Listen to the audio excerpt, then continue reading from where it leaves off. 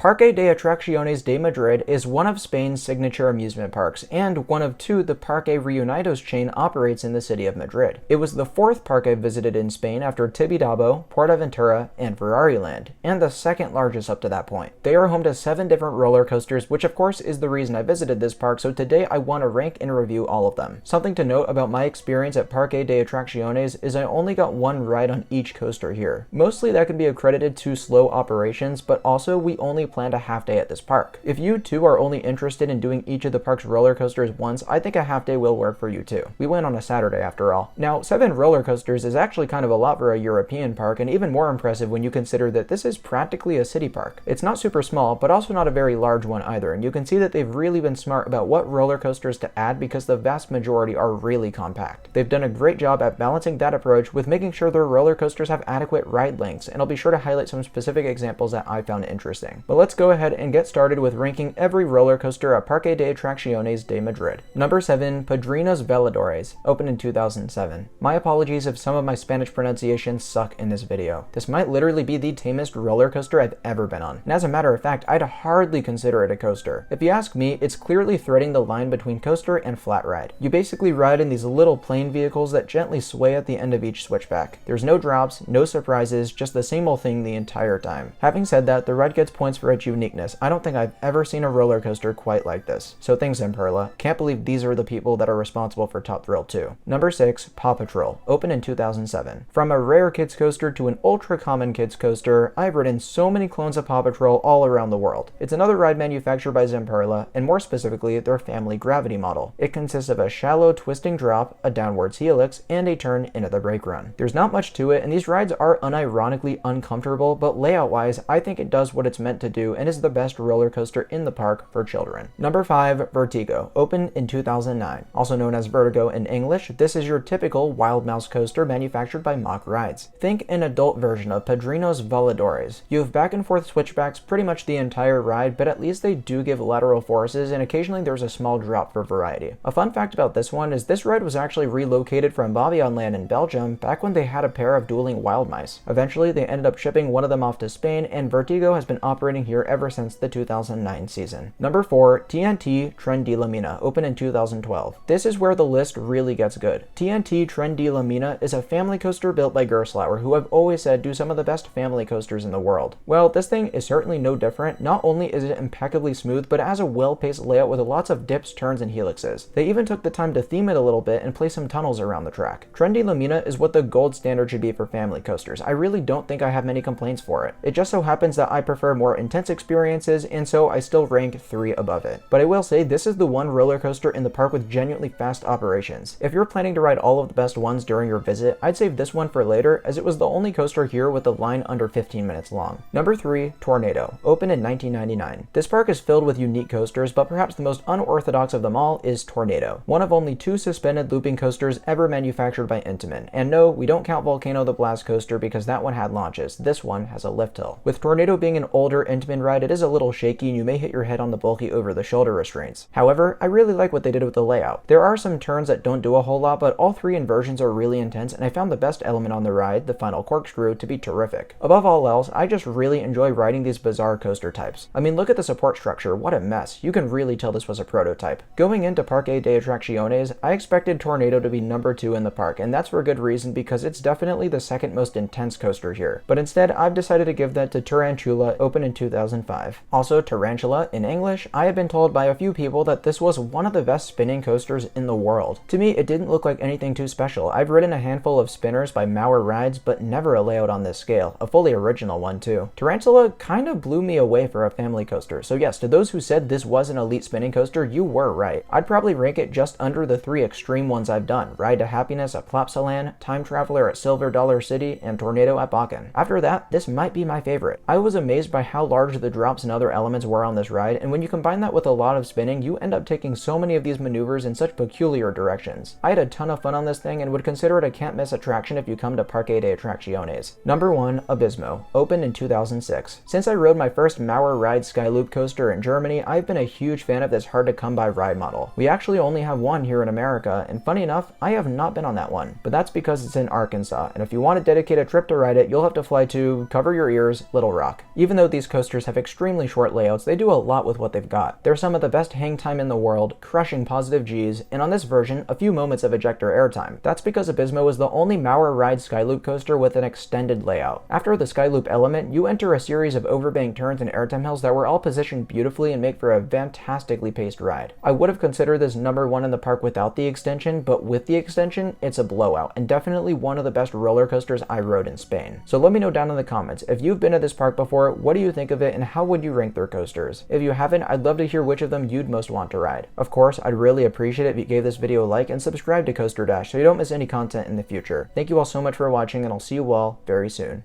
Bye guys.